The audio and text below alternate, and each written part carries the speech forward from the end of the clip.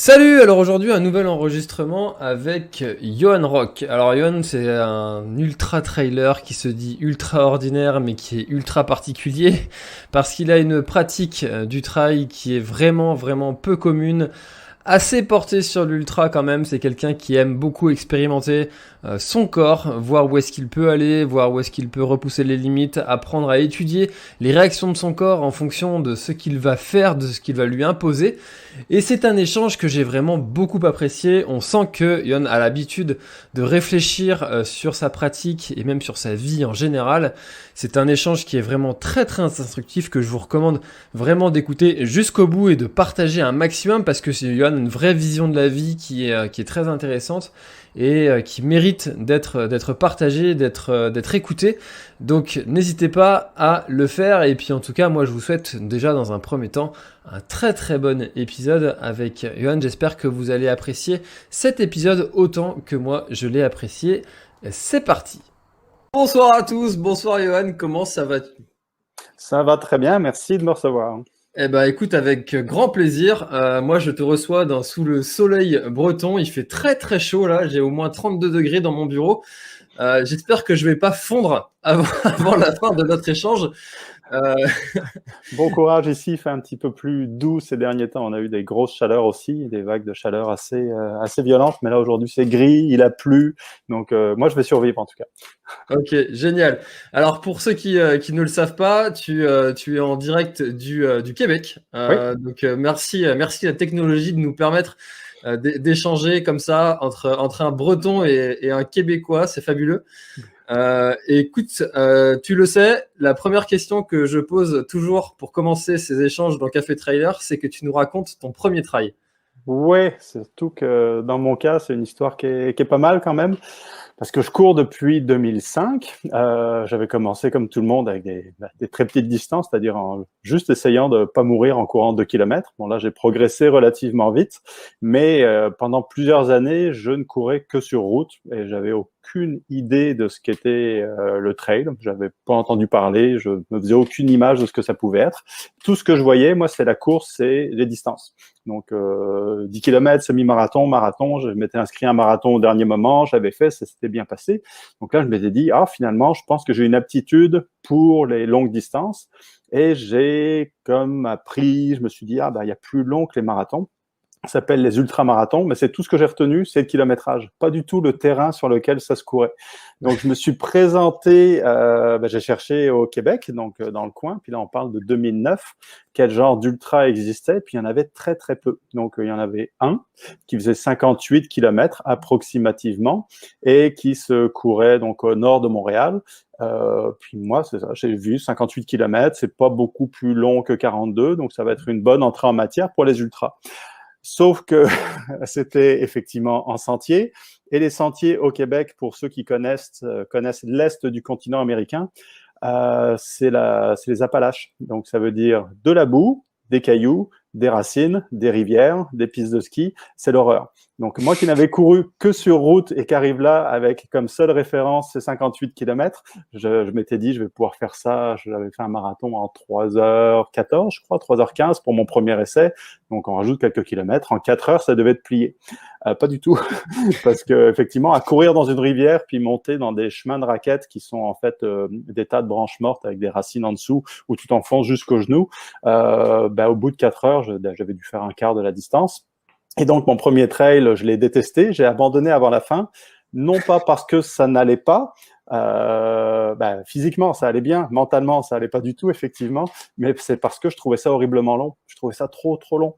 Moi j'avais comme référence que en 3-4 heures c'était fini, puis au bout de 8-9 heures j'étais encore en haut de la montagne, puis je sais plus combien de kilomètres il me restait à faire, 10, 15, 20. Là, je regardais ma montre, je me dis c'est pas possible, je vais pas y passer la journée. Donc, j'ai pris un raccourci pour ne pas y passer la journée. J'ai abandonné la course. Donc, techniquement, ça a quand même été mon premier ultra et mon premier trail en même temps, parce qu'en abandonnant, j'ai fait 44 kilomètres. Donc, ça compte, si on Ce veut. qui est pas mal. Oui, c'est bien. Mais puis j'étais tellement fâché contre l'organisateur, même si c'était pas de sa faute, hein, c'était juste la mienne, je m'étais pas renseigné. Donc J'étais fâché pendant 3-4 jours après cette course-là, parce que je disais, mais c'est pas de la course, hein. Il faut marcher, on peut pas courir dans une rivière. Quand ça monte trop, on peut pas courir. Quand ça descend, c'est trop technique, on peut pas courir. Donc, pour moi, c'était pas de la course. Donc, je me suis plaint pendant 3 jours auprès de mes collègues, qu'on n'avait rien à foutre, mais ça, bon, c'était une autre histoire. Et puis, finalement, l'idée a fait son chemin. Donc, et puis après 1 an de réflexion, l'année suivante, en 2010, je me suis réinscrit. Et là, sachant un petit peu plus à quoi m'attendre. Et donc, la même course, au même endroit, je l'ai terminée déjà. Donc, en 8, 9, 10 heures, je me souviens plus. Donc là, je savais que ça allait me prendre du temps. Et après ça, j'ai plus jamais remis les pieds sur la route pendant des années et des années. Donc, le trail, je suis tombé dedans par accident, mais j'ai eu du mal à en ressortir. Puis du mal, en tout cas, c'est pas un mal, mais bon, il m'a fallu beaucoup de temps avant de vraiment remettre les pieds sur la route pour des compétitions. Donc, Et alors, du coup, pourquoi est-ce que tu as choisi de te réinscrire et pourquoi est-ce que tu n'es pas finalement passé complètement à autre chose, à un autre sport je vais faire du vélo, je vais faire du foot, je vais faire complètement autre chose. Pourquoi est-ce que tu as décidé de t'acharner sur ce trail-là? Parce que j'avais déjà essayé beaucoup de sports avant, donc aucun de ceux que tu as cités, mais j'en avais essayé plein d'autres. J'avais fait un petit peu d'athlétisme il y a longtemps, j'avais fait du golf, j'avais fait du tennis, j'avais fait du plongeon, j'avais fait du roller, j'avais fait plein de trucs. J'ai fait de l'aïkido et en général, au bout de 3 à 6 mois, j'abandonnais ce sport-là parce que ça convenait pas à mon tempérament, principalement la structure des entraînements. Parce que ce sont des sports où tu as besoin d'une équipe ou d'un partenaire, tu as besoin de t'entraîner, tu as besoin d'un groupe, il faut un horaire, il faut une salle, il faut un lieu. Et toutes ces contraintes-là me pèsent en général très très vite. Donc, et c'est exactement le genre de choses que je n'ai pas retrouvé dans la course à pied. La course à pied, tu peux aller courir 10 minutes ou 10 heures, tu peux aller en groupe ou tout seul, en plein milieu de la nuit si ça t'amuse. Puis tu pars de chez toi, tu n'as pas besoin d'aller quelque part pour courir, c'est un petit peu juste ouvrir la porte puis courir. Donc tout ça me convenait beaucoup mieux au niveau de ma personnalité. Et c'est pour ça que j'en suis resté à ce sport-là. Et c'est également un sport que tu peux faire quoi qu'il arrive, parce que le vélo ressemble beaucoup à ça, mais les contraintes météo rentrent en jeu beaucoup plus qu'avec la course à pied. C'est-à-dire surtout au Québec, quand il fait moins 25, il y a de la neige et de la glace. Le vélo, ça se fait. Je pourrais faire du fat bike, mettre des clous, des trucs comme ça. Mais là, on rentre dans une autre dimension. Et il y avait tellement de choses à découvrir avec la course à pied que j'ai découvert par accident avec le trail, mais là j'ai découvert un nouveau monde, que c'est pour ça que je me suis dit je vais continuer dans le trail parce que ça permet littéralement, contrairement à n'importe quel autre sport, d'aller n'importe où, n'importe quand, aussi longtemps que tu veux, sans aucune contrainte. C'est cet aspect-là de liberté totale, d'absence complète de contraintes qui m'a attiré. Donc, était effectivement à l'opposé de tous les autres sports que j'avais pu essayer avant. Bah, tu as répondu à ma question parce que j'allais te demander si pour toi le trail c'était la liberté justement et que ce que t'avais apporté ce sport-là pour toi c'est vraiment un élément important pour toi. Oui, c'est un élément important, essentiel. Puis graduellement, chacun pratique le trail pour des raisons qui lui sont propres. Et moi, il y a la course évidemment, donc l'aspect d'explorer des paysages, des terrains, mais je rajoute souvent une dimension. Donc, le minimalisme, mais là je parle évidemment des chaussures, donc ça c'est une partie de la réponse. Donc oui, je me suis mis à courir avec des chaussures les plus fines possibles parce que je trouvais ça intéressant comme approche, mais je pratique le minimalisme en général, c'est-à-dire sur un peu tout le matériel. Donc ça, c'est également quelque chose qui va à l'opposé de la grande majorité des sports. Donc que ce soit le vélo, le ski, le foot, etc. Il faut quand même un minimum de matériel. En course à pied, on peut se surcharger si on veut, si ça aide. Moi, dans mon cas, ça me pèse, donc littéralement et mentalement, d'avoir du matériel. Et au contraire, j'aime bien explorer la liberté d'aller n'importe où, n'importe quand, avec absolument rien. Donc, c'est-à-dire une paire de chaussures, pas de chaussettes, des shorts, éventuellement un t-shirt, et c'est parti. Donc, pas d'eau, pas de nourriture, rien, puis m'organiser pour me débrouiller et aller le plus loin possible dans ces conditions. Donc, vraiment, ne dépendre que de moi-même et voir jusqu'où ça ne va plus. Donc, c'est cette expérimentation-là qui m'amuse énormément, puis que je continue à faire. Donc, c'est de la liberté, vraiment, de tout, de se libérer de toute attache ou presque. Alors justement, en ce moment, je suis en train de préparer la TDS, donc une Ouais, des courses de l'UTMB. Toi ouais. qui as fait l'UTMB, du coup, j'ai pris connaissance de la fameuse liste de matériel obligatoire Ah, que, oui. que l'on doit avoir. Quel est ton point de vue justement sur ce sujet de cette liste longue comme le bras? Ouais, c'était compliqué de faire rentrer ça dans un sac, c'est sûr. Je me souviens surtout ce qui m'avait marqué quand j'avais rassemblé le matériel, parce que j'ai fait l'UTMB en 2015, et ce qui m'avait marqué, c'était, il y a du matériel qui est parfaitement logique. C'est-à-dire, on est en haute montagne, donc, c'est-à-dire, quand je pars de chez moi, près de Montréal, les risques sont inexistants. J'ai probablement plus de risques de me faire renverser par une voiture que de mourir dans une tempête. Par contre, quand tu es en haute montagne, c'est sûr que, c'est arrivé d'ailleurs en Chine il n'y a pas très longtemps, la météo peut changer de manière spectaculaire et ce serait absurde de la part des organisateurs de dire qu'ils sont responsables de tous les coureurs. Il faut que les coureurs soient responsables d'eux-mêmes. Donc le matériel est là pour ça. Après, comme je disais, ce qui m'a vraiment surpris, c'est l'espèce de scaphandre imperméable qu'ils nous demandent de prendre avec nous. Parce que il me semble qu'il fallait des gants imperméables, il fallait un pantalon imperméable, il fallait une coquille en haut imperméable. Donc, les gants imperméables, c'était, il me semble que ce qui convenait le mieux, c'était des gants pour faire la vaisselle. Donc, Et grand Mappa, ouais. ouais, donc je comprends qu'en cas d'urgence, tu veux pouvoir te protéger de l'eau qui va te refroidir pour éviter de tomber en hypothermie, mais c'est du matériel que j'ai acheté, que je n'ai jamais utilisé. Je ne saurais même pas comment l'utiliser parce que je sais pas, les conditions ne se présentent jamais. Et donc, il y a certains matériels comme ça qu'on te force à transporter. Et je sais même pas à quel point ça peut aider, justement, tellement il est étrange par rapport au matériel courant du trailer. Donc, bon, il y avait un petit excès de prudence, mais on parle quand même d'une course qui passe par des cols à 2500 mètres ou plus, peut-être pour la TDS. Il me semble qu'il y en a qui passent à 2800 ou presque Pas loin, 3000. Donc ça, là, clairement, ça rigole pas. Donc, bon, ça fait beaucoup de matériel. Mais il y a de plus en plus de courses qui obligent à avoir du matériel obligatoire. Et curieusement, il me semble que la plupart de ces courses-là sont partout, sauf en Amérique du Nord. À part celles qui sont associées à l'ITRA, il me semble. Mais les autres courses, traditionnellement en Amérique du Nord, les ultras, il n'y a aucun matériel obligatoire. Donc, et je pense, ce qui est surprenant, parce que c'est en général aux États-Unis, par exemple, c'est un pays où ils ont la poursuite judiciaire facile, mais d'un autre côté, ils font entièrement confiance à celui qui s'inscrit en disant, tu t'inscris pas à un 100 miles, à un 160 km du jour au lendemain. On suppose que tu sais ce que tu fais et que toi-même, par excès de prudence, tu vas transporter le matériel nécessaire pour ta survie, ou si jamais tu ne l'as pas, tu seras assez intelligent pour arrêter dès que les conditions ne seront plus adéquates. Donc, ce qui fait que les courses auxquelles je m'inscris en général ici, il n'y a aucun matériel obligatoire, zéro. Il y a rien. Tu arrives, tu peux y aller torse nu, puis ils vont te regarder, c'est comme bon, bonne chance. Donc, ce qui m'a déjà joué des tours, et là, c'est moi qui ai dû m'arranger avec, mais il y a personne qui m'a fait de reproche en disant, voilà, il y avait une liste de matériel obligatoire, tu l'as pas respecté, il y avait zéro matériel obligatoire, bonne chance. Donc, ouais, c'est une autre approche.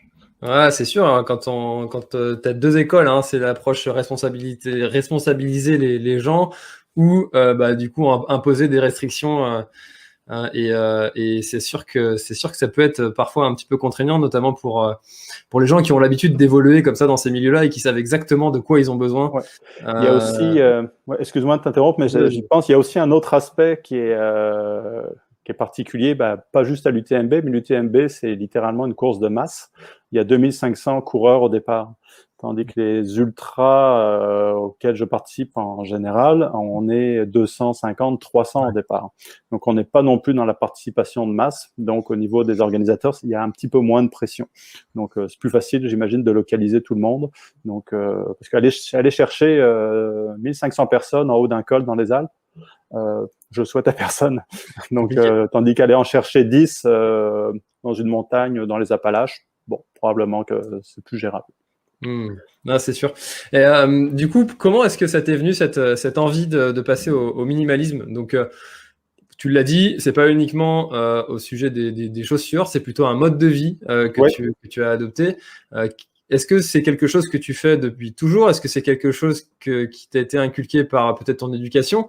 Ou c'est finalement toi qui as eu une prise de conscience et qui t'es dit, bah tiens, peut-être que maintenant, moi, j'ai une action aussi à apporter à un certain niveau et ça, ce sera mon action d'aller vers un courant minimaliste.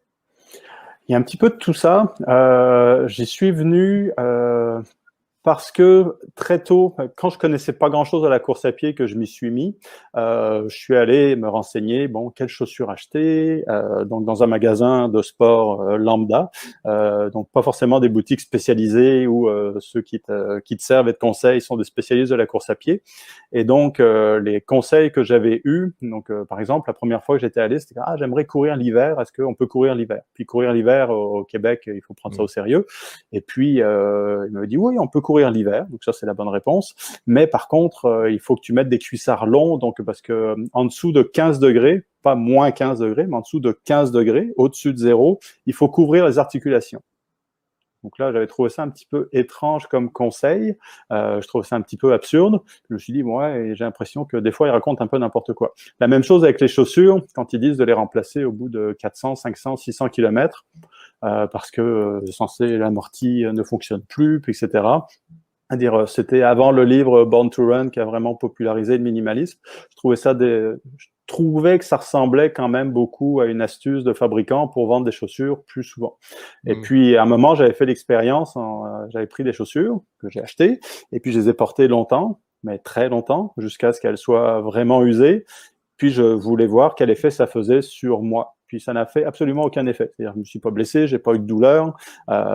Donc, les chaussures ne causaient pas, des chaussures usées ne causaient pas de blessures de manière systématique.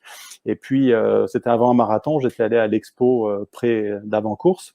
Et puis là, ils vendaient des chaussures pas chères. Donc, je me suis acheté des chaussures, des racers pour la course, uniquement pour la compétition, super fines, super légères. Puis, même, il m'avait dit, tu mets ça que pour la compétition parce que si tu les utilises à l'entraînement, tu vas te blesser, puis etc. Mais moi, je les prends parce que c'est super léger, ce truc-là, c'est vraiment agréable. Donc, j'ai porté ces chaussures-là pour le marathon. Et après, pendant des mois, jusqu'à ce que les chaussures s'autodétruisent. Et là encore, j'ai vu absolument aucun impact sur ma course.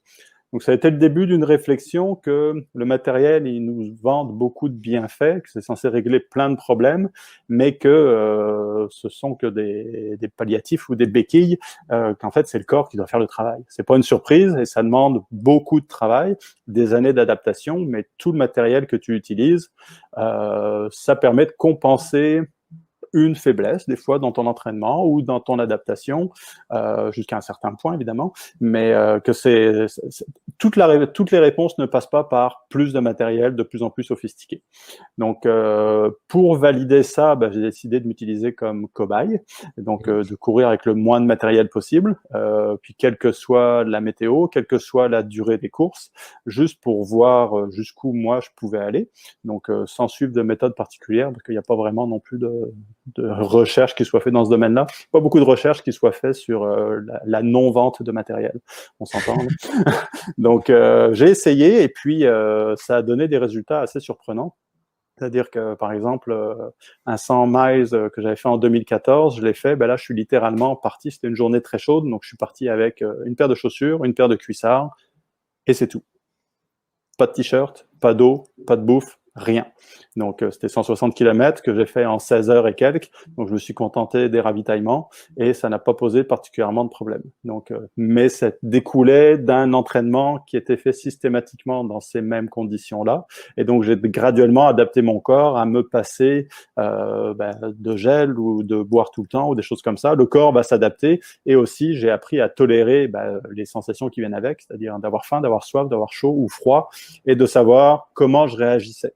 Donc, et de voir que la plupart du temps, finalement, c'est pas agréable, mais t'en meurs pas. Donc, ce qui est quand même l'essentiel. Et surtout, je me blesse pas non plus. Donc, j'ai continué dans cette direction-là, et ce qui m'a ouvert la porte, finalement, à des très longues distances. Je dirais un peu plus facilement, parce que justement, j'ai moins besoin de matériel que ceux qui s'entraînent avec toujours beaucoup de matériel et dont ils dépendent parce que ils se basent là-dessus pour leur entraînement. Donc, alors. Parce que là, ceux qui nous regardent ou qui nous écoutent, si vous êtes sur le podcast d'ailleurs, on vous fait un coucou, ceux qui nous écoutent depuis le podcast. ils vont se dire, ouais, mais bon, Johan, lui, ça a marché sur lui. Moi, je suis pas sûr que ça va fonctionner. Selon toi, quelles sont les limites de la pratique, de cette pratique-là, d'essayer de pousser son corps un petit peu dans ses propres retranchements? Est-ce que tu penses que c'est faisable pour tout le monde? Ou est-ce que tu penses finalement que toi, tu as déjà de base une morphologie qui s'adapte à cette pratique? C'est une excellente question, puis je me suis souvent posé cette question-là, puis c'était souvent d'ailleurs que je donne régulièrement des conférences sur mes petites habitudes de course à pied.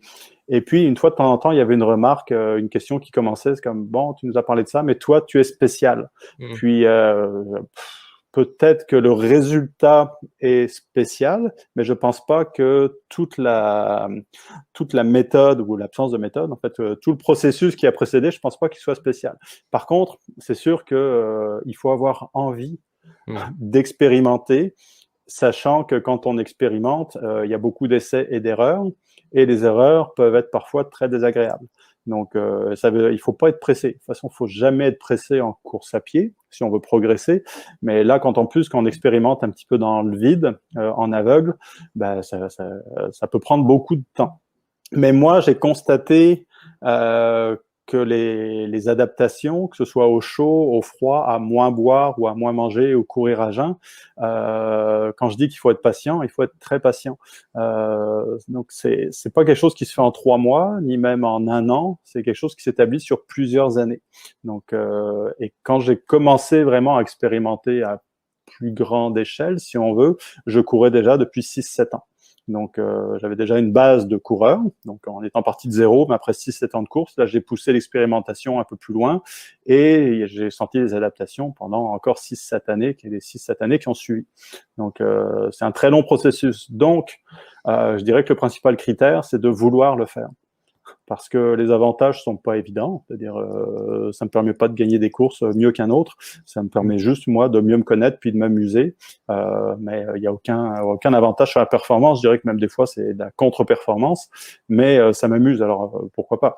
Donc mais ceux qui veulent vraiment se donner toutes les chances, c'est-à-dire si tu es inscrit à l'UTMB, que tu veux mettre toutes les chances de ton côté, ce serait logique d'aller vers un petit peu plus de matériel en se disant si jamais ça va mal, au moins j'aurai des bâtons, au moins j'aurai des gels, au moins j'aurai des trucs comme ça, plutôt que de se dire je prends le risque, je me suis inscrit à l'UTMB, il m'a fallu 3 ans pour m'inscrire à la loterie, puis enfin passer le truc, et puis j'expérimente. C'est comme, peut-être pas la meilleure approche.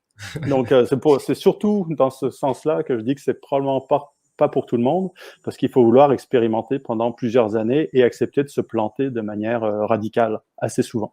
Donc, mais après les résultats, si quelqu'un s'obstine comme moi à faire ça pendant très longtemps, forcément, va y avoir des résultats.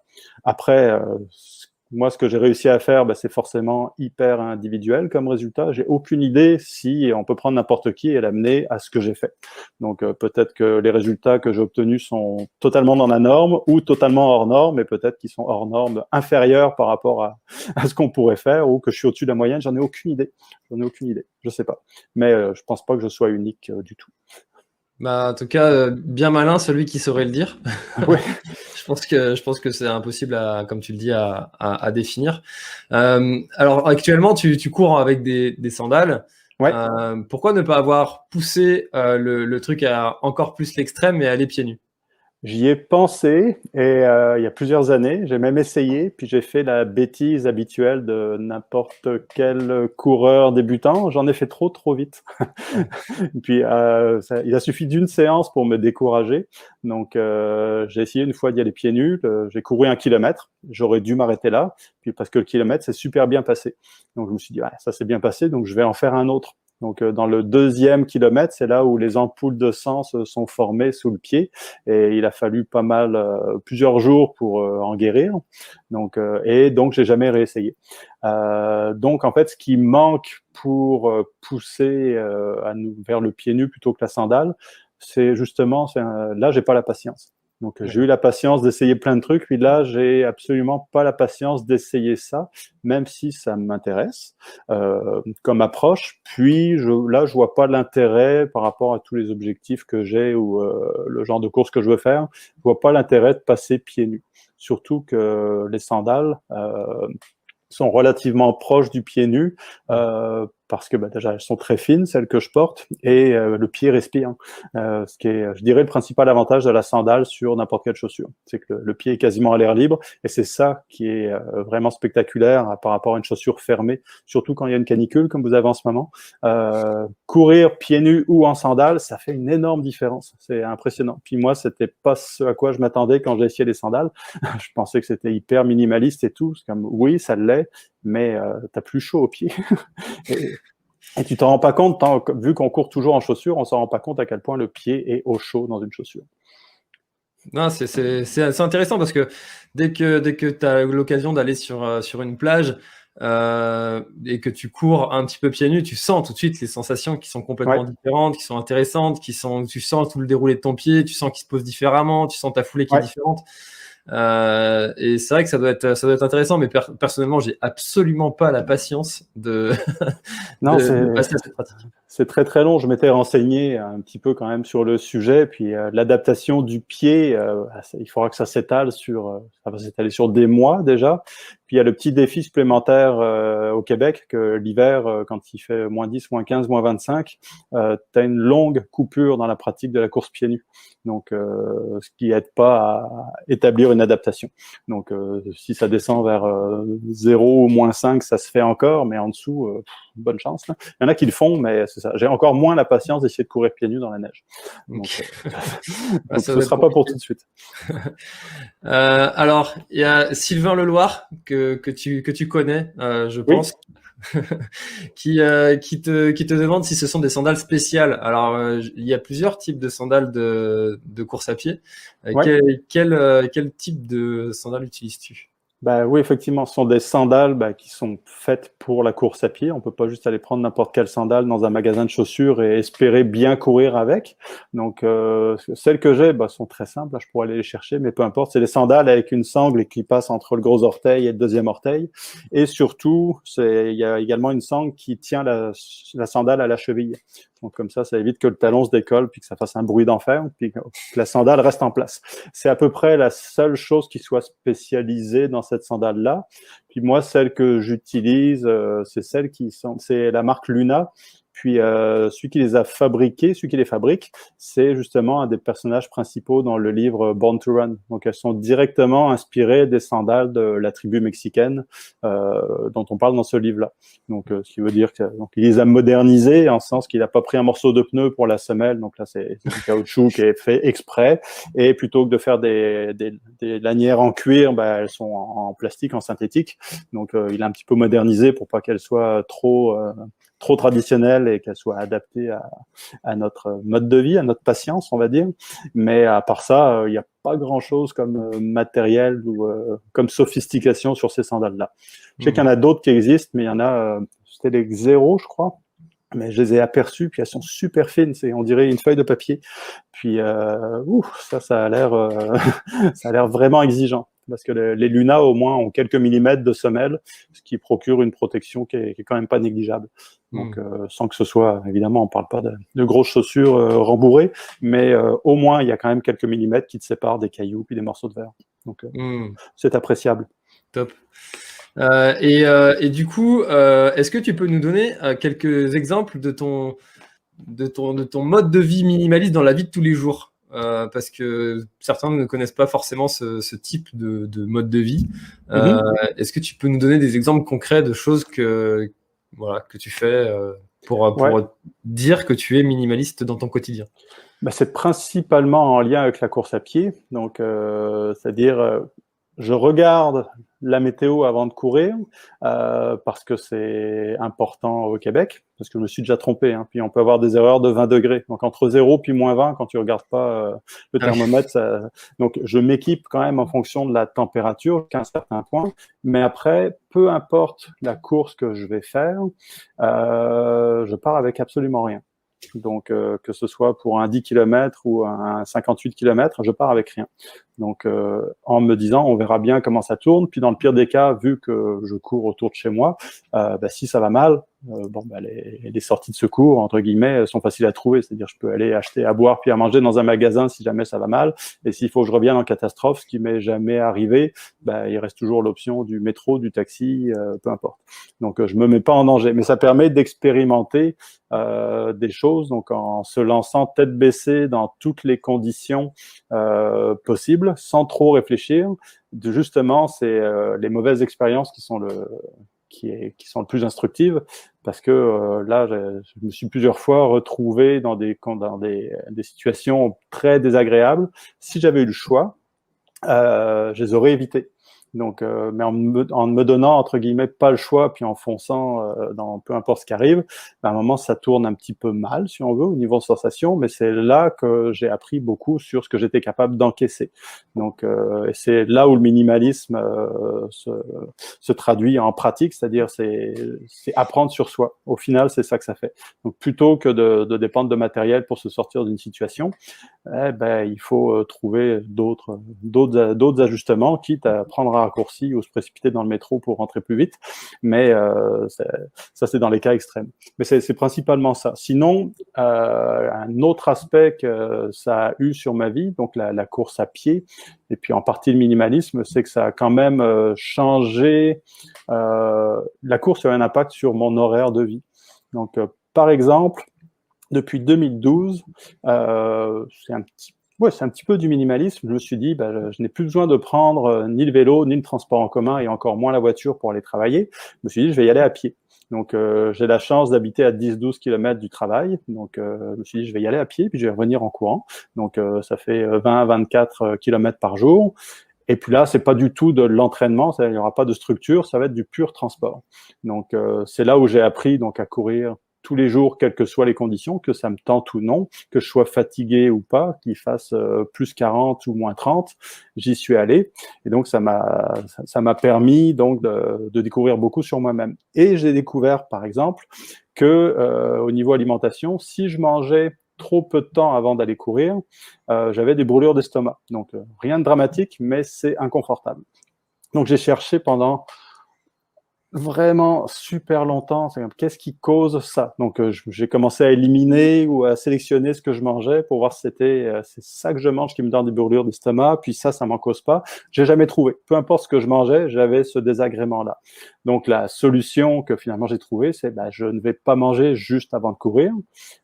Puis j'ai découvert que dans mon cas, il fallait que je mange au minimum 4 heures avant de courir pour ne pas avoir ces brûlures d'estomac. Donc, ce qui fait que le matin, je cours à jeun pour éviter ce problème-là. Mais le temps d'arriver au travail, etc., je déjeune finalement relativement tard, donc en milieu de matinée. Donc, ce qui fait que ça a eu par la bande un autre effet, c'est-à-dire qu'arrivé à midi, j'avais pas faim parce que je venais tout juste de prendre mon petit déjeuner. Donc, si je traînais trop pour prendre le repas de midi, mais que je prenais par exemple à 14-15 heures, là, je me retrouvais trop proche de ma course du soir. Donc, j'avais les mêmes problèmes le soir que ce que j'avais évité le matin. Donc, je me suis retrouvé à finalement décaler les heures de repas et à manger moins souvent, tout simplement pour laisser la place à la course à pied que j'avais parfaitement intégrée dans ma vie. Et graduellement, ça m'a appris à me passer de nourriture, en tout cas de manière immédiate. Donc, je mange toujours, c'est-à-dire mon poids n'a pas varié au final. Je mange toujours la même quantité dans la journée, mais pas du tout avec le même horaire habituel de 3 repas par jour. Et surtout, en courant à jeun matin et soir tous les jours, mon corps a fini par s'habituer à courir, à fonctionner avec une très légère carence. Et ça m'a beaucoup servi, je l'ai vu après dans les ultras. C'est-à-dire que justement, au lieu de fonctionner sur les sucres, les glucides, je tombais directement dans les lipides. Et puis avec ça, tu peux tenir horriblement longtemps. Puis dans les ultras, ça tombe bien parce que c'est un petit peu ça les règles du jeu. Et donc, j'ai pu faire des ultras à un rythme assez soutenu pendant très longtemps. Et je mets ça directement sur le dos de cette adaptation que j'ai fait un petit peu par accident. Donc, qui était une sorte de conséquence du minimalisme. C'est comme je veux pouvoir me déplacer sans moyen de transport autre que mes 2 jambes. Et ça a eu tout un effet sur tout le reste de ma vie, incluant donc l'horaire des repas. Hmm. Donc, en l'appliquant comme ça, on découvre des choses inattendues. Donc, c'était pas un objectif en soi de moins manger, de manger moins souvent, mais ça l'est devenu dicté par la course à pied. Bon, en tout cas, comme tu l'expliques, c'est vrai que ça fait une suite complètement logique d'événements qui en ont découlé. Mais du coup, Mhm. est-ce que tu dirais pas que c'est ta vie qui s'est intégrée dans la course à pied? Parce que tu as dit que c'était la course à pied qui s'était intégrée dans ta vie. Est-ce que finalement, ce serait pas devenu l'inverse? Parce que tu as Ouais, ben fait ta oui, vie oui, autour de la course à pied. oui, c'est sûr. Oui, ça a fonctionné dans les deux sens. La course à pied a eu un impact sur ma vie et ma vie a eu un impact sur la course à pied. Bref, oui, tu as parfaitement raison. Donc, d'ailleurs, en gros, j'ai essayé, si on veut, là. C'est-à-dire, on voudrait, quand on pratique un loisir, qu'il ne prenne pas toute la place. Puis la course à pied a tendance à devenir un loisir envahissant. Et j'en suis, je pense, un exemple parmi tant d'autres, mais un exemple très évident que oui, la course à pied peut prendre énormément de place dans la vie, puis avoir des impacts sur plein d'aspects. Donc, évidemment, si je continue, c'est parce que je considère que de mon point de vue, les impacts sont positifs. Donc, il y en a qui ne seront peut-être pas d'accord, mais moi, de mon point de vue, je trouve que ça m'a apporté énormément. Donc, j'ai laissé la course à pied prendre cette place-là. Mais oui, effectivement, c'est la course à pied, ma vie s'est intégrée à la course à pied et inversement, là, définitivement. Hmm. Et alors, à ton avis, quelle est la frontière entre cette acceptation que finalement la course à pied, c'est pour toi quelque chose qui est bon et où tu passes un autre cap quand ça devient le stade de l'addiction et du coup, qui dit addiction dit maladie et qui dit maladie dit quelque chose qui n'est pas forcément bon pour soi. Oui, ma mère m'a déjà posé la question, évidemment. C'est le rôle Les d'une mère. parents. Oui, oui. En plus, ce qui est intéressant, c'est que mes deux parents là, ils sont à la retraite, mais étaient profs de sport à l'université à Poitiers. Donc, le sport, ils en ont fait toute leur vie. Donc, pas la course à pied, pas les sports d'endurance. Donc, ils ont fait plein d'autres trucs, mais pas ce sport-là spécifiquement. Mais c'est une question qui est venue de la part de mes parents, principalement. Peut-être que c'était sur le bout des lèvres de bien d'autres personnes, mais ils n'ont jamais osé m'en parler. Et donc, je me suis sérieusement posé la question, est-ce que j'ai une sorte de dépendance au sport, à l'entraînement, ou pas? La réponse n'est pas si facile à trouver, mais honnêtement, je ne pense pas. Oui, la course à pied a un impact majeur sur ma vie et mon quotidien, mais elle ne domine pas tout. C'est-à-dire, après, il y a également un aspect, je suis relativement présent sur les réseaux sociaux, et donc il y a également l'aspect vu de l'extérieur, c'est-à-dire si on regarde les réseaux sociaux, on a l'impression que tout ce que je fais dans la vie, c'est courir, parler de course, prendre des photos sur la course, écrire des livres sur la course, faire des vidéos sur la course à pied, et que je ne fais que ça. Oui, j'en fais beaucoup, mais la majeure partie de mes journées ne sont pas consacrées à ça. C'est-à-dire, j'ai 3 enfants, je travaille, je fais plein de choses. Et d'ailleurs, pour m'aider à répondre un petit peu à la question, je me suis amusé au début de l'année. Tu peux télécharger une petite application, il y en a plein. Donc c'est un petit peu contraignant, mais c'est instructif. Donc c'est une sorte de chronomètre. Donc à chaque fois que tu fais une activité, quelle qu'elle soit, bah, tu vas sur ton téléphone ou sur l'ordinateur, tu dis là je suis en train de cuisiner. Clique, tu pars le chrono. Là je suis en train je vais faire des courses. Tu repars le chrono. Là je suis en train de courir. Tu pars le chrono.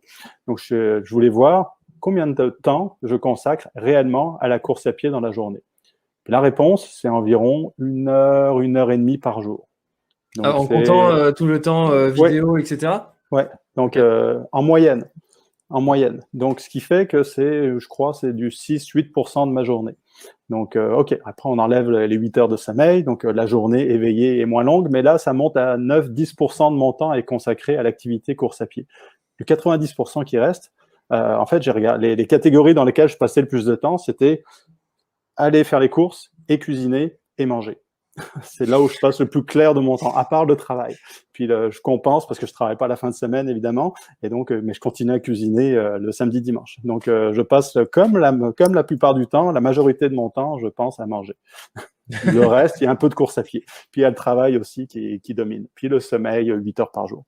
Donc, ça prend beaucoup de place. La vie est articulée autour de la course à pied, mais justement pour me permettre de faire plein d'autres choses que juste la course à pied. Donc c'est pas si terrifiant que ça.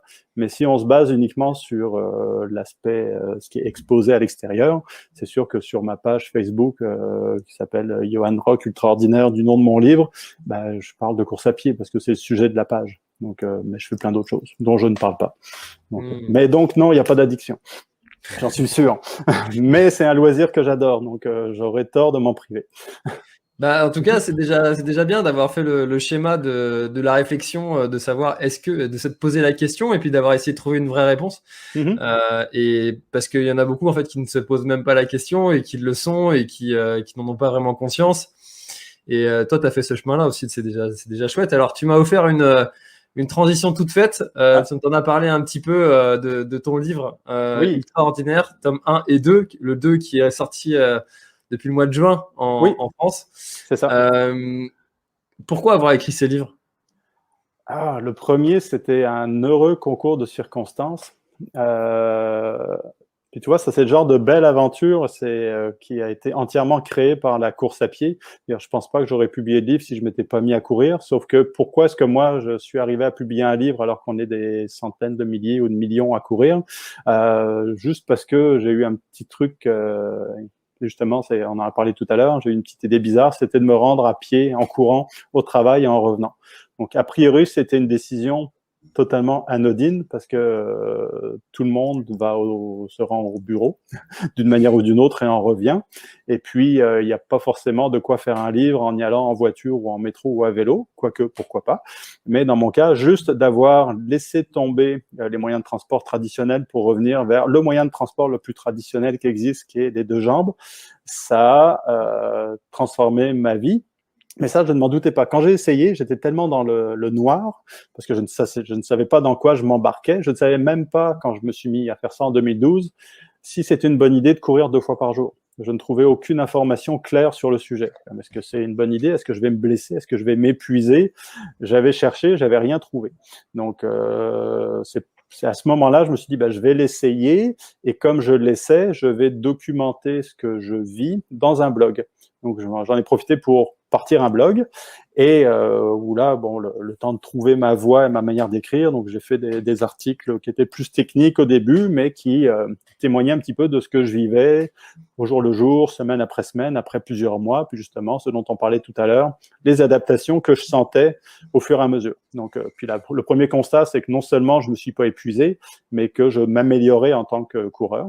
Donc, ce qui était surprenant parce que il y avait une absence totale de structure et je m'entraînais pour des ultras en courant 10 km à la fois. Donc, c'était a priori contre-intuitif, mais mes performances en ultra ont augmenté de manière spectaculaire et le lien était évident. Donc déjà, ça, c'était intéressant.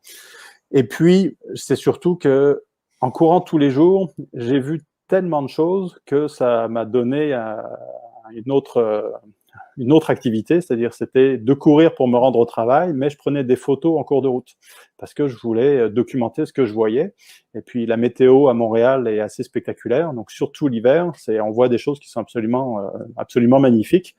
Et il n'y a pas grand monde dehors à 6-7 heures du matin qui se rend au travail en courant. Donc, je me suis retrouvé à voir des choses et à pouvoir les prendre en images parce que j'étais sur place avec au début un téléphone, après une GoPro. Et donc, graduellement, comme ça, j'ai accumulé des textes donc sur mes expériences, mes entraînements, mes expériences de course, les ultras que j'accumulais et qui se passaient de mieux en mieux. Et également, j'accumulais d'un autre côté des dizaines ou des centaines de photos que je prenais pendant mes courses.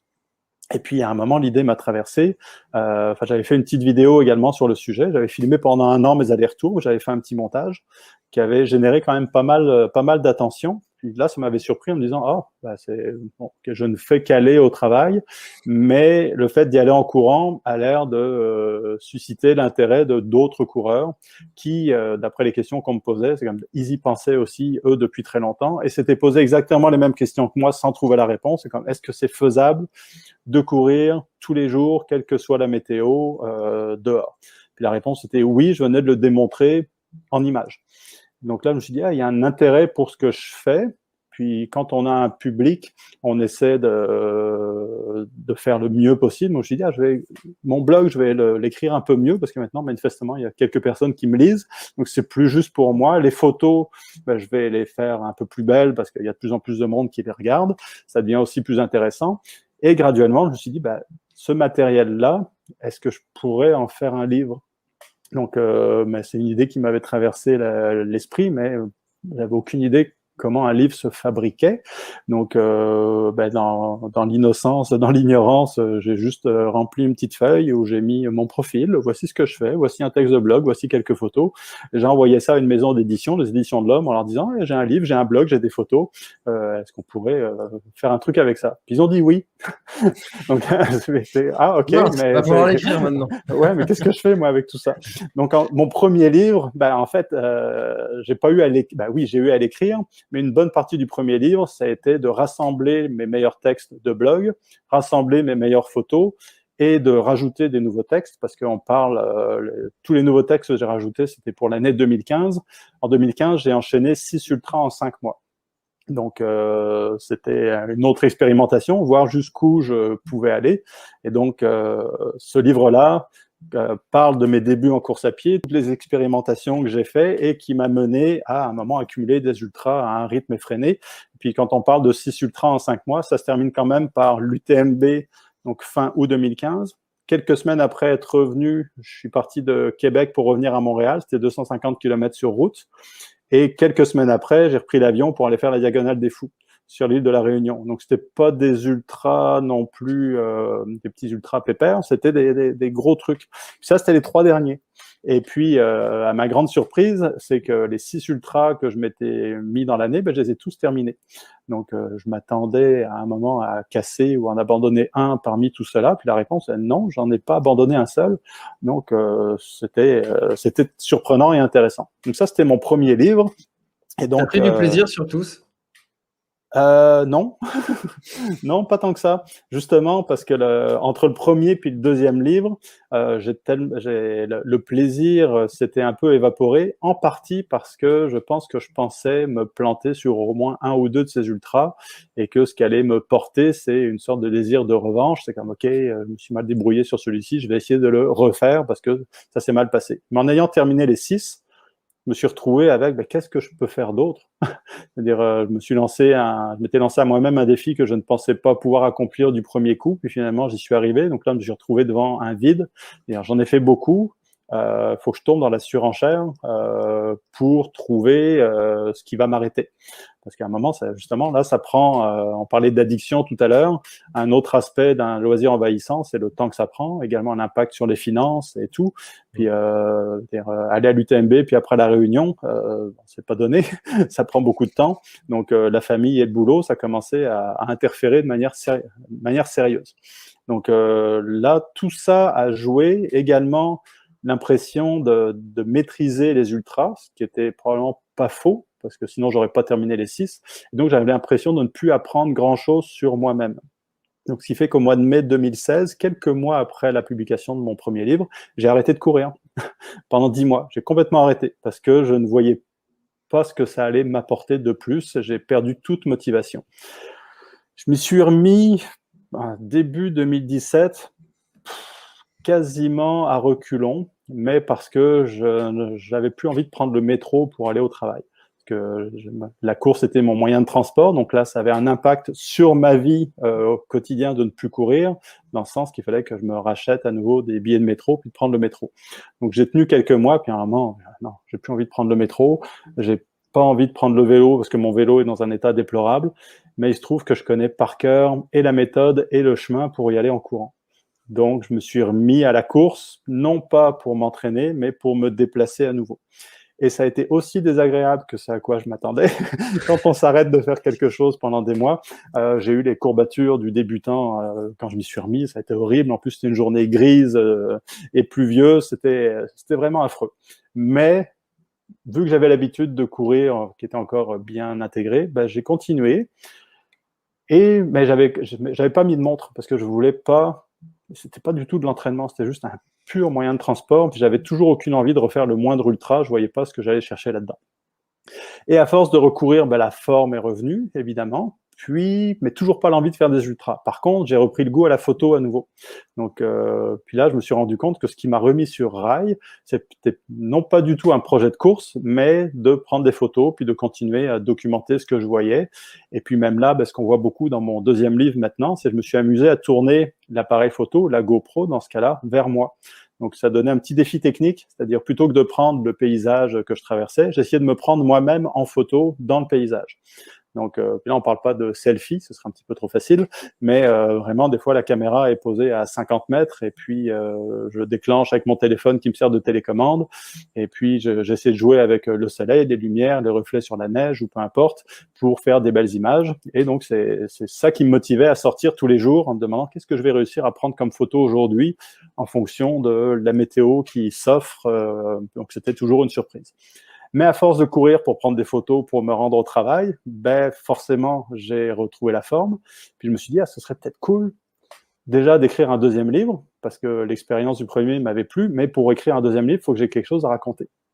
Et puis là, j'avais rien à part que j'avais arrêté de courir, puis que j'avais repris la course pour aller au travail. C'était un petit peu léger. Mais j'ai cherché pendant longtemps un défi de course qui me motive.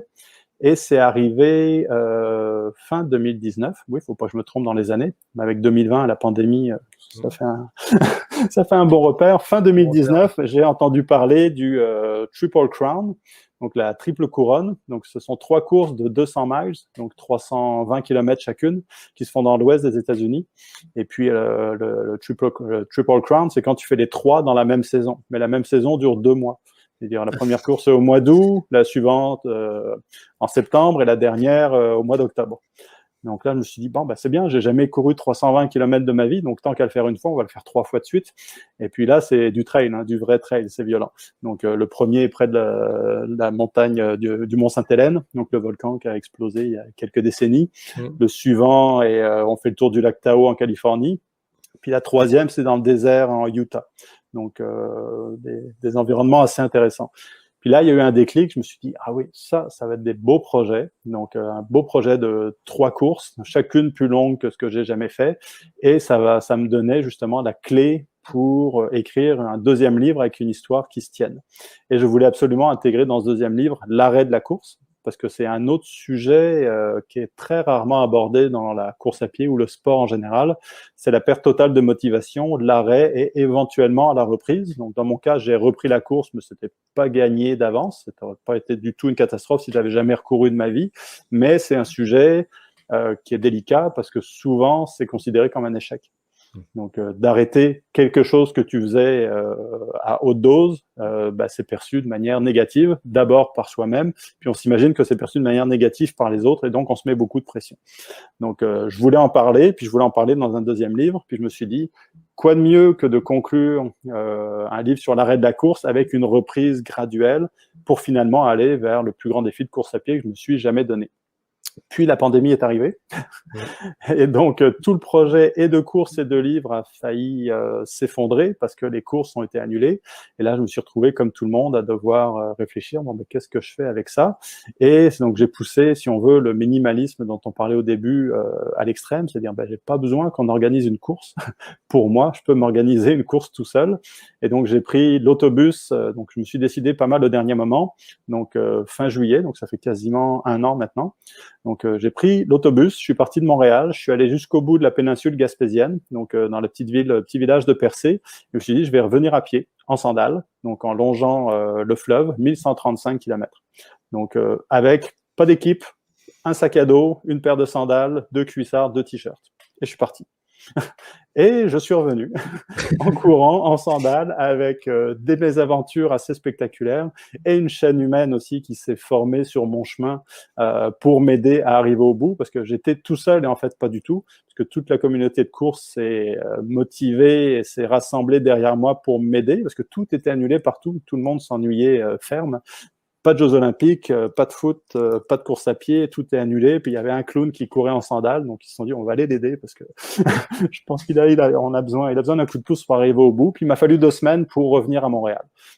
Et donc ça forme la trame de mon deuxième livre, où finalement j'ai eu pas mal de choses à raconter. Donc entre l'arrêt de la course, la reprise graduelle et cette longue traversée le long du Saint-Laurent. Donc Voici pour la petite histoire du livre, des 2 livres. Génial. J'imagine qu'on te l'a déjà dit plusieurs fois, mais c'est un petit côté Forrest Gump, ton histoire. Oui. Je cours, quoique Forrest ne savait pas où il allait, toi tu savais où tu allais, mais les gens qui te suivent, ça doit être impressionnant d'avoir comme ça un engouement qui se fait autour de son projet. Ouais, c'est très impressionnant, c'est très touchant également. Puis c'est quelque chose sur lequel on n'exerce absolument aucun contrôle. Puis parce que je pouvais pas décider moi en partant courir que ça allait inspirer qui que ce soit. Mais je pense que ce qui a joué, c'est justement je l'ai fait sans aucun objectif particulier, même aucune cause n'était attachée à ce projet-là. C'est quelque chose qui s'est décidé au dernier moment. Et donc, ceux que ça inspire ou que ça intéresse, ce genre de choses, après peuvent choisir dans ce que je fais ce qui les touche. Puis ça, j'ai aucun contrôle là-dessus. C'est en fonction de leur histoire personnelle. Donc, un aspect de ce que je fais, que ce soit courir en sandales ou une longue distance, ou de finir à l'hôpital parce que j'avais une infection bactérienne, ou courir quand il fait chaud, ou j'en sais rien. Après, ce qui les touche, c'est hautement personnel. Si j'avais décidé sur ma course, de lui mettre un cadre hyper strict, de l'associer à une cause ou de me donner un objectif vraiment spécifique, j'aurais par défaut éliminé tous ceux que ces objectifs-là très précis n'intéressaient pas.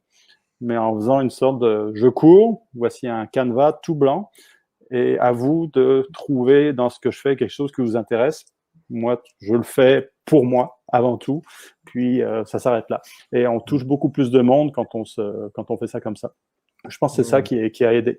Puis là, vraiment, les gens ont répondu présent, puis ça reste extrêmement touchant parce que moi, j'étais parti tout seul et puis à la fin, on était des fois une bonne dizaine, quinzaine à courir.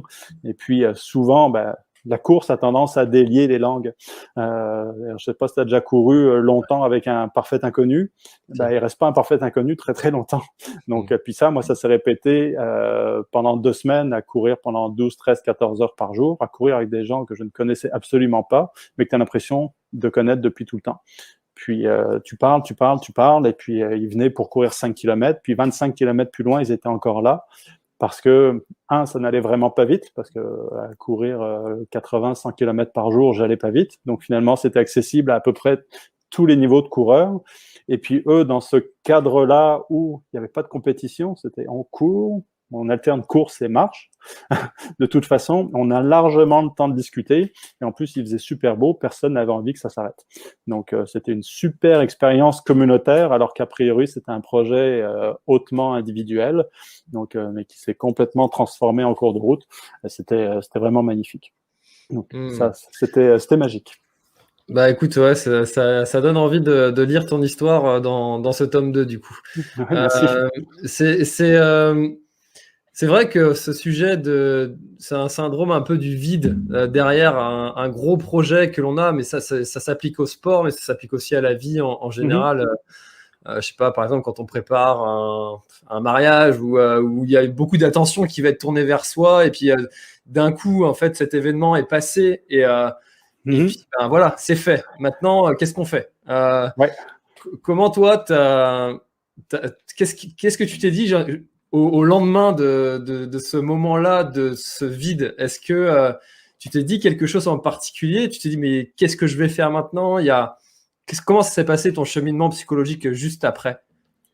C'est une très bonne question et c'est vraiment difficile. Là, j'ai des projets, mais qui sont compliqués à réaliser. Donc, forcément, surtout que là, j'ai vécu un arrêt de la course qui était causé en partie par ce vide-là que je n'avais pas vu venir, alors que pourtant, c'est évident, là, c'est difficile de rater ce genre de truc-là. Mais c'est difficile de se préparer parce que justement, tu ne sais pas si le projet que tu t'es fixé, tu vas le réussir. Donc, dans ce cas-là, donc il n'y aura peut-être pas de vide, mais s'il y en a un, c'est-à-dire tu peux pas tout de suite penser à ce qui va suivre alors que tu n'as même pas encore fini de régler le projet en cours. Donc, il y a comme un conflit entre les deux. Moi, ce qui m'est arrivé avec le Percé Montréal que j'ai fait, c'est que c'était, je pense, la 2e ou 3e journée, donc sur 14 jours de course. C'était une journée où vraiment ça allait pas du tout. Donc j'étais à la limite de l'insolation, j'avais brûlé au soleil, puis on parle pas de coup de soleil, on parle de brûlure. J'avais la jambe, parce que j'ai donc eu une infection bactérienne à la jambe, un truc qui avait rien à voir avec la course à pied, mais qui dérange beaucoup pour courir. Donc j'étais dans un état lamentable. Et là, on parle du 3e jour.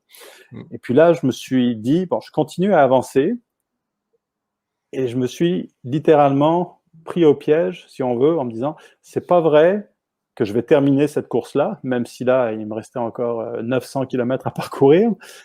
Je sais qu'il y a de bonnes chances pour que je termine cette course-là, que j'oublie ce que je suis en train de vivre et que je me replonge dans une aventure encore plus longue plus tard.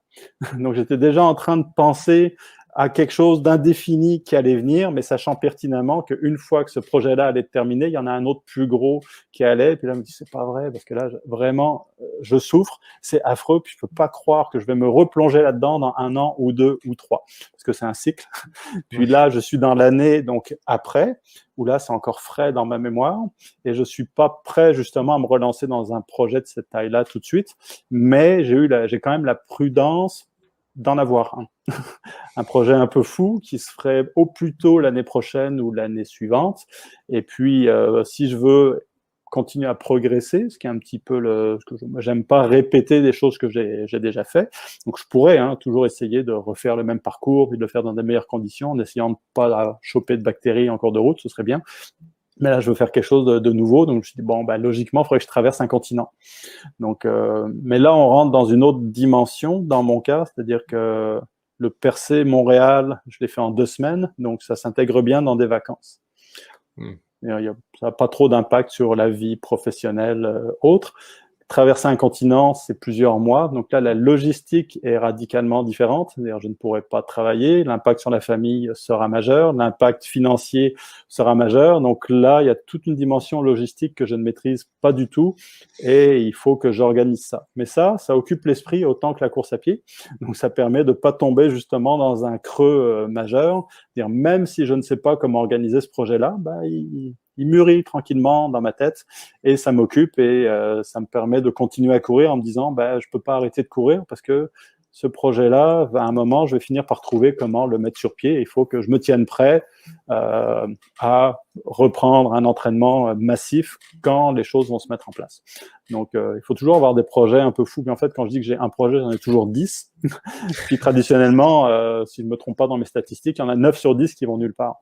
Mais il y en a 1 sur 10 qui va au bout. Puis les exemples de ce genre de projet, un de ces projets qui a fonctionné, c'est mon premier livre. Un autre qui a fonctionné, c'est mon 2e livre.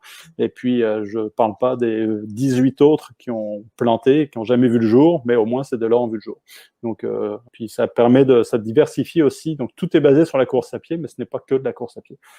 Donc, il y a de l'écriture, il y a de la photo, il y a une expo photo, il y a plein de trucs. Donc, comme ça me permet de m'occuper de manière beaucoup plus large que juste l'entraînement, une compétition. Donc, ça permet de diversifier. C'est vrai qu'en t'écoutant, on a l'impression que finalement, le seul objectif pour toi, c'est d'aller toujours plus loin, pas forcément toujours plus vite, d'après le discours que tu as depuis cette petite heure qu'on ensemble. Ouais. Pourtant, en parcourant ta chaîne YouTube, j'ai vu que tu t'étais lancé un défi de battre tes vieux records. Est-ce que tu peux nous en parler et nous dire pourquoi est-ce que tu t'es fixé ce défi-là? Ça fait super longtemps que j'y pense, puis un de mes amis qui se fout de ma gueule, là, il se fout un peu moins de ma gueule parce qu'enfin j'essaie, mais c'est quelque chose dont je parle depuis des années, en me disant là, je vais peut-être faire moins d'ultra cette année, puis je vais me concentrer, faire plus d'exercices de vitesse, parce que justement j'ai des vieux records sur 5 km, 10 km, semi-marathon et marathon. Puis quand je les ai regardés il y a pas très longtemps, j'avais mis à jour mon site web, puis là j'avais une petite section palmarès. Là, je regarde les records, puis ils n'ont pas changé. Puis les dates, c'est 2012, 2013, 2014. Je les laisse parce que ils existent, mais ils sont vieux. Puis là, justement, cette année, je sais que je ne fais pas de très longues distances parce que j'ai pas le temps, j'ai pas l'envie, j'ai pas envie de me brûler mentalement non plus. Donc, je me suis dit, là, enfin, c'est la bonne occasion pour laisser tomber l'extrême endurance et essayer de travailler à la vitesse. Sauf que, c'est ça, il y a plusieurs défis là-dedans qui sont vraiment intéressants. C'est que j'ai jamais aimé les entraînements structurés. Donc, mais là, je me contrains, mais avec plaisir, à ma grande surprise, à suivre un entraînement strict.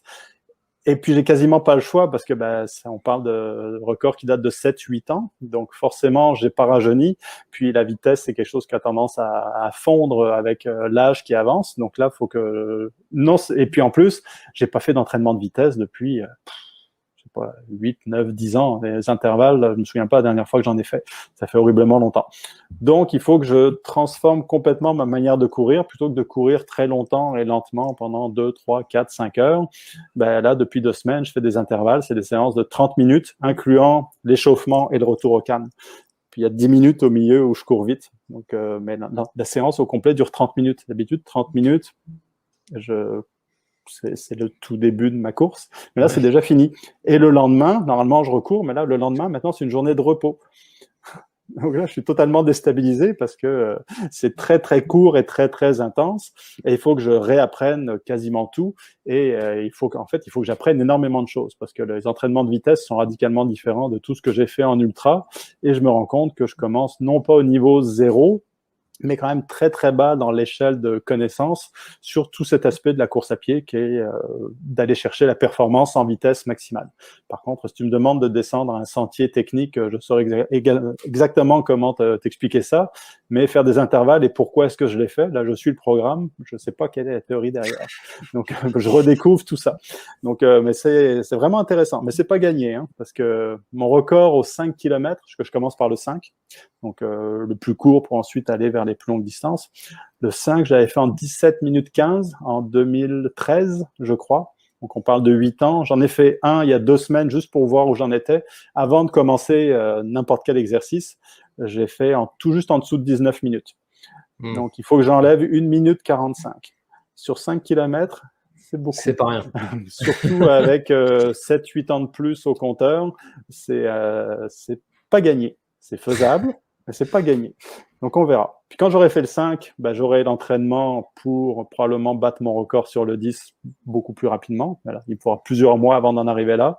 Après, je vais passer au semi-marathon, puis au marathon. Mais le marathon, vu le temps que ça risque de prendre, peut-être que ce sera seulement au printemps, parce que je ne ferai pas de marathon en plein hiver ici. C'est un projet qui va s'étaler peut-être sur plusieurs mois. Donc, on verra bien. Mais c'est super instructif parce que j'explore des choses que j'ai pas fait depuis très longtemps ou jamais.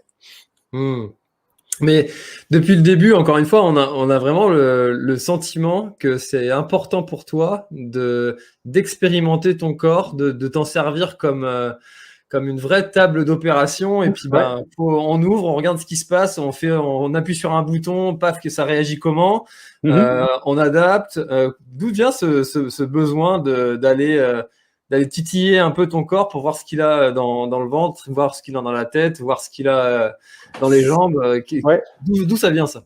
Je dirais que je résumerais ça. Donc au début, c'était un petit peu dans le vide, expérimenter pour expérimenter. C'était vraiment peut-être un petit esprit de contradiction. Le fabricant me dit de changer de chaussures, donc je vais pas changer de chaussures. Donc un petit peu cette attitude-là. Mais il y a un déclic qui s'est fait en 2013, qui était mon premier, non pas mon premier ultra, mais mon premier 100 miles réussi. J'en avais essayé 2 ans avant, puis je m'étais planté spectaculairement. Pourtant, les conditions étaient à peu près les mêmes. C'était un parcours relativement difficile et également dans le premier 100 000 que j'ai pas terminé et le 100 000 pendant lequel le déclic s'est produit, les conditions à un moment ont tourné à la catastrophe. Il s'est mis à pleuvoir en fin de soirée, la température a baissé, on courait dans la boue, donc c'était devenu une catastrophe. 2 ans avant, ça m'avait complètement découragé, ça m'avait coupé les jambes et coupé la tête, si on veut. Donc, j'avais arrêté au bout de 70 km, même pas la moitié du parcours. 2 années après, je me suis retrouvé dans des conditions similaires. Et pour une raison quelconque, cette journée-là, alors que j'étais trempé, j'étais à la limite de l'hypothermie. C'était justement une de ces courses où j'étais parti sans rien, ce qui était une grosse erreur. Puis je l'ai payé cher, donc parce que à un moment, il a fallu que je m'arrête 2 heures au coin du feu avec une couverture qu'on m'avait prêtée, parce que j'avais pas de coupe-vent, j'avais rien. Puis la température avait baissé de 10 degrés, j'étais trempé, la nuit tombait. Bizarrement, au pire moment que j'ai jamais eu dans une course ou presque, dans la plus longue course que je m'étais donnée à ce jour, jamais dans cette course-là, l'idée d'abandonner ne m'a traversé l'esprit. Jamais. C'est même pas un truc que j'ai combattu, ça m'est pas passé par la tête. Le seul truc que je me souviens qui tournait dans ma tête, c'est OK, bon, là, je suis quasiment en hypothermie, donc je ne peux pas repartir tant que je me suis pas réchauffé. Et si jamais je repars, au pire, tout ce qui compte, c'est d'atteindre le ravitaillement suivant. Donc, et non pas d'atteindre la fin de la course. C'est-à-dire, je voyais même plus à cette échelle-là. Donc, tout ce que je me suis dit, je me réchauffe assez pour pouvoir repartir et être à peu près sûr d'atteindre le ravitaillement suivant. Si jamais ça fonctionne pas, je fais demi-tour, puis j'arrête. Donc, j'ai attendu 2 heures au coin du feu. Je suis reparti. En montant la piste de ski qu'il y avait juste après, évidemment, je me suis réchauffé. Donc, j'ai fini par atteindre le ravitaillement suivant 8 km plus loin, où là, j'ai repris un bon 15-20 minutes à me réchauffer à nouveau au coin du feu, jusqu'à ce que je me sente prêt à repartir au ravitaillement d'après. Et après, et après, et après. Et dans toutes ces longues heures à vomir à chaque ravitaillement, parce que j'avais encore les conséquences de la quasi-hypothermie que j'avais traversée, ben, graduellement, je suis arrivé au bout de la course. Donc, j'ai fini mon premier 100 miles, et cette course-là, 75% des participants ont abandonné. Donc, les 3 quarts, parce que les conditions étaient pourries, épouvantables. Donc, et là, j'arrive au bout, puis hey, j'ai terminé, et jamais il m'était passé par la tête d'arrêter. Tout ce que je voulais, c'était qu'est-ce que je peux faire pour continuer sans me mettre en danger. Et donc là, il y a eu un déclic en me disant, je ne sais pas d'où est-ce que j'ai trouvé ces ressources-là, je ne savais pas que je les avais. Et donc, ça a été vraiment ça, cette expérimentation est vraiment intéressante parce que c'est en se mettant dans des situations difficiles, donc qu'on ne maîtrise pas du tout, qu'on découvre des choses sur soi. Que si on continue à faire ce qu'on maîtrise, bon, ben, c'est très confortable, mais c'est pas très instructif. Donc là, je me suis dit, ben, je vais provoquer l'inconnu le plus souvent possible, parce que c'est là que ça devient très intéressant. Donc au niveau physique, puis au niveau mental. Donc, et puis graduellement, ben, j'ai appris beaucoup sur moi, et également, j'ai développé des mécanismes pour faire face justement aux situations imprévues, et puis ce qui rend plus facile justement la gestion de l'imprévu, également jusqu'à un certain point la gestion du risque. Parce qu'en se connaissant très bien, si à un moment je me mets réellement en danger, je pense avoir la présence d'esprit de dire aujourd'hui, je m'arrête. Par rapport à d'autres courses où ça va vraiment mal, mais je pense que je peux continuer quand même. Donc, des fois, la ligne est fine, et pour l'instant, j'ai toujours continué du bon côté de la ligne sans la franchir. Mais cette expérimentation-là est fascinante. Donc, c'est pour ça que je continue, parce que je sais toujours pas, je sais toujours pas ce que j'ai à découvrir sur moi-même. Et puis, je l'ai expérimenté donc avec les courses de longue distance, mais également en courant dans les très grands froids au Québec. Donc, depuis quelques années, pour expérimenter, je me suis dit, bon, je vais essayer de courir en short toute l'année. Donc, puis on verra ce que ça donne. Et puis, j'ai tenu en short jusqu'à moins 28, moins 30, sans trop de problèmes. Mais ça, c'est également le résultat d'une longue adaptation et de très bonnes connaissances de ce que je suis capable d'encaisser pour arriver au bout. Et donc, maintenant, je cours en short toute l'année. Donc, c'est une autre adaptation que j'ai développée. Pareil, quand je cours sans quasiment manger ni boire, ou en tout cas beaucoup moins que la moyenne. Donc, c'est quelque chose que j'ai expérimenté, que je trouve fascinant. Puis quand j'ai fait mon percé Mont-Royal, là, j'ai découvert un autre aspect. L'infection bactérienne que j'ai récupérée à la fin de la 2e journée, la cheville avait doublé de volume. Au début, je pensais que c'était une blessure liée à la course à pied, ce qui était logique parce que je courais 100 km par jour avec un sac à dos trop lourd. Donc, je me suis dit, bon, ça y est, je suis en train de me faire une inflammation, une périostite ou quelque chose dans le genre. Mais là, je me suis dit, si c'est une inflammation, c'est pas dramatique, c'est pas confortable, mais je peux courir dessus. Donc, j'ai couru 4 jours à avoir mal à chaque pas, 13 heures par jour, 70-80 km par jour, jusqu'à ce que je me rende compte que, OK, peut-être que là, je devrais consulter parce qu'il y a rien qui passe et je suis brûlé mentalement. Donc, ce que je pensais être une blessure de course, finalement, s'est révélé à l'urgence être une infection bactérienne qui aurait pu m'envoyer donc à l'hôpital pour de bon, mais finalement qui n'était pas assez grave que des antibiotiques matin et soir pouvaient le régler. Et en plus, les médecins m'ont dit, mais non, il n'y a pas de problème, tu peux courir. Donc, ce ne sera pas confortable. Et tu prends tes antibiotiques, puis tu peux repartir et aller jusqu'à Montréal. Bon, il me restait 800 km à courir, cool. Mais donc, je l'ai fait. Donc là, j'ai appris également cette journée-là, cette semaine et demie-là, à courir avec une douleur constante du matin au soir et à quand même trouver des techniques pour avancer. Donc, avancer moins vite, marcher la plupart du temps, me distraire en parlant avec tous ceux qui voulaient bien me rejoindre, peu importe, mais continuer à trouver un moyen d'avancer quoi qu'il arrive, pour finalement atteindre donc Montréal, malgré tout ce qui m'est arrivé. Donc là encore, j'ai découvert des ressources inexploitées, inespérées ou inconnues chez moi que j'aurais jamais révélées si je m'étais pas, si j'avais pas plongé dans la gueule du loup, puis ou sur le chemin des bactéries en pleine pandémie. Donc, puis j'aurais pu aussi bien me faire dire par les médecins, arrête, t'es en train de te mettre en danger, et je les aurais écoutés. Mais vu qu'ils m'ont dit non, il n'y a pas de problème, tu vas encore avoir mal pendant 3-4 jours, mais c'est pas dangereux, c'est comme, ok. bon, je vais le faire. Et ça a été très instructif. Donc, j'adore a posteriori ces apprentissages-là. Pendant, c'est pas agréable, mais c'est pour ça que je veux tester encore plus long ou encore plus grand pour voir, bon, qu'est-ce qui va m'arrêter et qu'est-ce que je vais découvrir en cours de route. Quand on t'écoute, on a vraiment l'évidence que tu as un mental juste incroyable, que tu as travaillé, que c'est pas venu du jour au lendemain. Exact. Et pour autant, tu as déjà vécu des abandons. Oui, oui. Ces abandons-là, est-ce que tu dirais que c'est eux qui t'ont permis aussi d'arriver à ce niveau de force mentale? Qu'est-ce qui t'ont apporté dans ta pratique de maintenant? Je dirais qu'ils m'ont rien apporté. À peu près tous les abandons dont je me souvienne, ou tous, étaient tous pour des mauvaises raisons. Ou plutôt, la raison est toujours bonne sur le coup, hein, mais ça n'a jamais été des abandons parce que physiquement je me mettais en danger. C'était toujours des abandons parce que à un moment, je trouvais ça trop long, ou j'avais plus envie de courir, ou ça ne me tentait plus. Ce sont des raisons parfaitement valables. C'est-à-dire, si on n'aime pas ce qu'on fait, ça sert à rien de continuer. Mais quand on s'inscrit à une course, l'objectif est quand même de la terminer, même si à un moment on sait, surtout un ultra, on sait que ça va être très long, mais c'est bien simple, hein, les 6 premiers ultras que j'ai faits, j'en ai abandonné la moitié. J'ai abandonné le premier, j'ai réussi le deuxième, j'ai abandonné le troisième, réussi le quatrième, etc., etc. Il m'a fallu beaucoup de temps avant de comprendre et d'apprendre comment ne pas abandonner. Et ce déclic s'est fait, comme je le décrivais donc, en 2013 dans ce 100 miles, où j'ai appris, ce qui est hyper évident a posteriori, qu'il faut découper tout ça en tout petits morceaux. Donc, si on ne fait que voir l'objectif à long terme, on se fait peur, on trouve ça trop long, et c'est là où on décroche. Tandis que quand on découpe ça en tout petits morceaux, et qu'on se focalise uniquement sur ce qui s'en vient juste après, qui est le seul moyen d'arriver à l'objectif suivant, puis aller encore plus loin. Mais ça, c'est long à apprendre. En tout cas, dans mon cas, ça a été long. Il y en a qui l'ont tout de suite. Il y en a quand j'avais abandonné de course, donc manifestement, ils partent avec une longueur d'avance. Moi, il m'a fallu de très nombreux ultras avant de comprendre ce mécanisme-là et de l'exploiter comme il faut.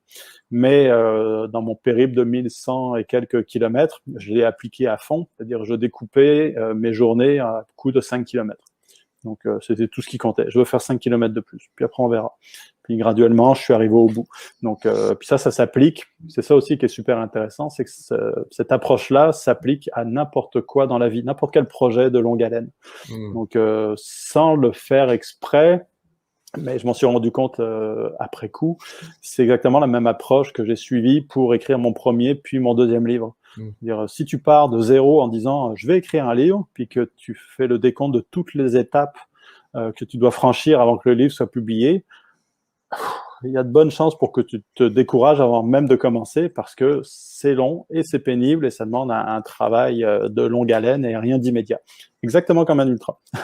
Tandis qu'en me disant, je vais écrire un premier texte, puis je vais prendre une première photo, puis écrire un autre texte, puis prendre 2 autres photos, puis etc.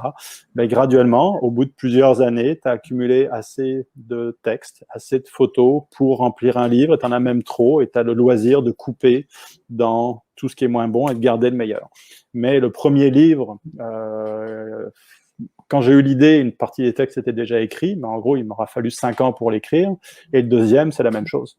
5 ans pour l'écrire et 50 photos pour arriver à remplir un livre qui fait, il fait 250 pages. Là, c'est pas quelque chose d'énorme. C'est 5 ans de travail pour chacun des livres. Donc, si je me dis avant, là, j'ai un projet de 3e livre, mais là, au moins maintenant, je sais ce qui m'attend. Je sais que j'en ai encore pour des années. Mais au moins maintenant je suis habitué, mais ça marche pour n'importe quel projet. Donc c'est un projet à long terme, donc tu pourrais te décourager de dire ah non c'est trop long, je m'y mettrai plus tard. Non, commence maintenant parce que justement ça va être long. Donc il y aura pas de raccourci. Les ultras donnent cette leçon là en tout cas qui s'applique à n'importe quoi. C'est vrai que quand tu te dis c'est un livre, c'est je sais pas 200 000 mots. Si tu te dis faut que j'écrive 200 000 mots, c'est très très long. Alors que si tu te dis si tous les jours j'en écris 1000, 1000 mots ça se fait en une demi-heure. On les a écrits quand on est bien motivé, les mots viennent tout seuls. Et finalement en ultra c'est pareil, plus tu es dans la difficulté et plus tu peux découper comme ça de façon la plus courte possible. Si plus t'es mal, plus tu coupes en tout petits moments et ça passe beaucoup mieux comme ça. Ouais.